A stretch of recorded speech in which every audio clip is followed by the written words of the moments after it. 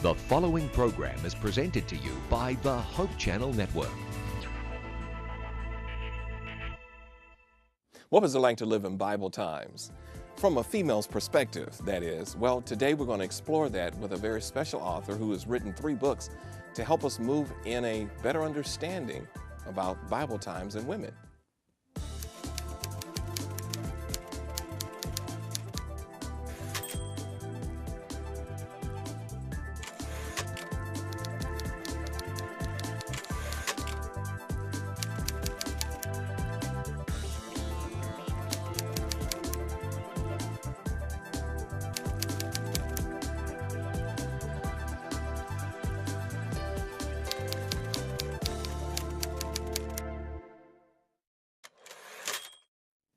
Welcome to another program of Between the Lines. I'm your host, Samuel Thomas Jr.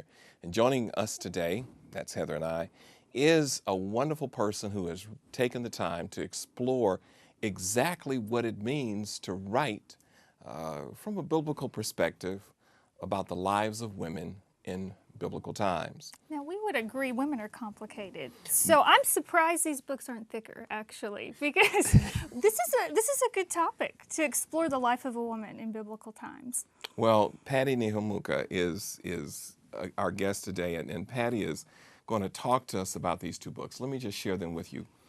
She's known for having written this first book, The Woman at the Well, and then more recently she has written a book on Martha and Mary.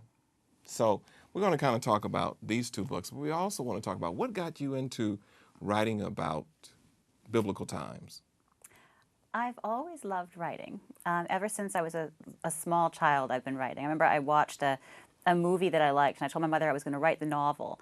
And so she said, do it, because she wanted us to do something else and keep me quiet. So she gave me a pen and paper, sat me down, and I wrote 2 paragraphs, which I still have to this day. And I was very, very proud of them, and it just started me off from there, and I was probably about 6 or 7 at that point. So I've always loved writing, and for women in the Bible, I started writing Women at the Well because I wanted to write how she got through 5 husbands. I was like, now that's a story I could get into. How she got through 5 husbands, or? Oh, yes. Okay, unpack that a little bit more. Right, because it's just a verse or 2 in the Bible when you read these things, yeah. but there's so much behind There's each so of these much people. in the story that's not said. And with The Woman at the Well, we're given this little clip in John about this woman who has 5 husbands, and the man who she's living with is not her husband. And in those times, in ancient Judea, to be living with a man and unmarried was absolutely shocking in the extreme, and the fact that she wasn't stoned yet was also a huge shock. Well, so, was it possible she wasn't stoned because she was Samaritan? I mean, they weren't as strict, maybe? that's possible. It's possible. It's also possible that she was just overlooked for so long. Mm-hmm. In our society as well, there are a lot of women who get away with things that we might think are shocking, and we just ignore it. We ignore the pain behind it. We ignore the reasons behind it, and they are completely unseen because it's uncomfortable to look at it. So she maybe just kind of blended into society. I think she might have just got shuffled aside, and that was my theory.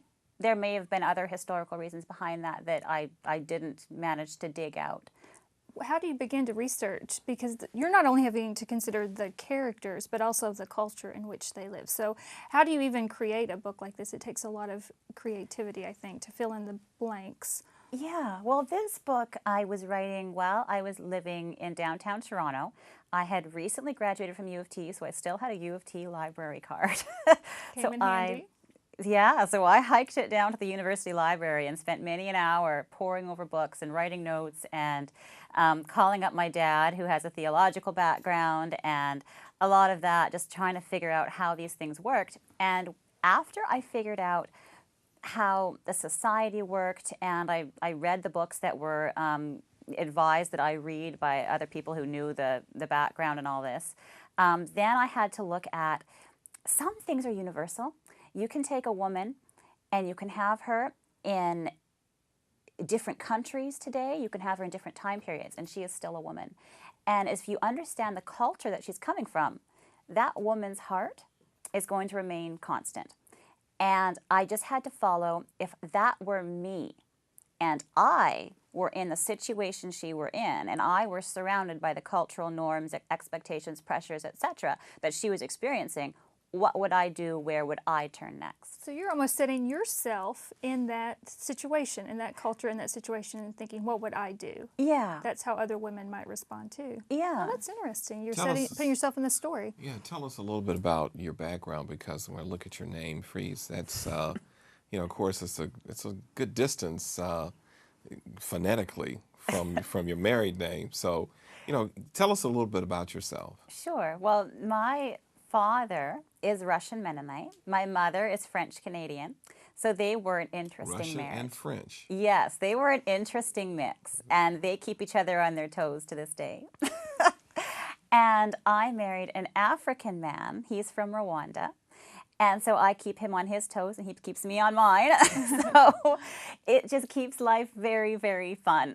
So you ought to have some interesting cuisine for dinner.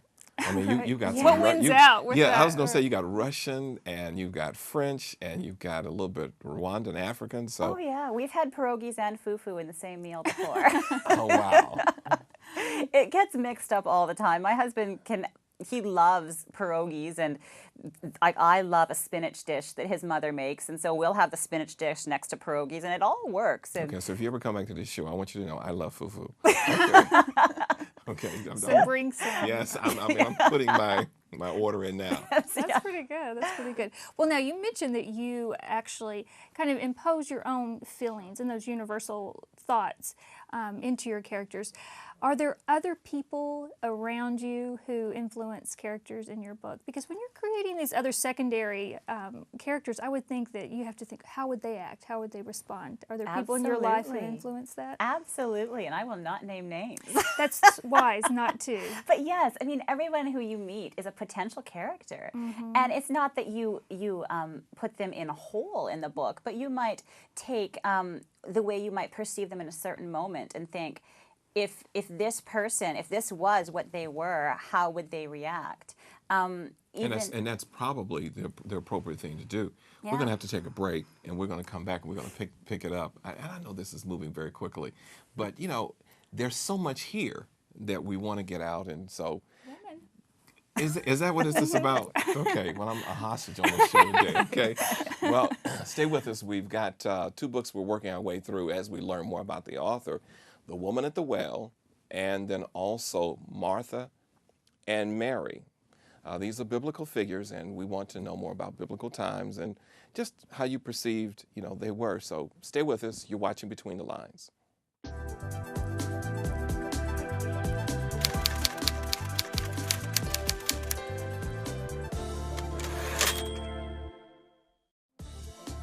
For more information about any of the books presented today on Between the Lines, visit your local Adventist Book Center or go online at www.adventistbookcenter.com.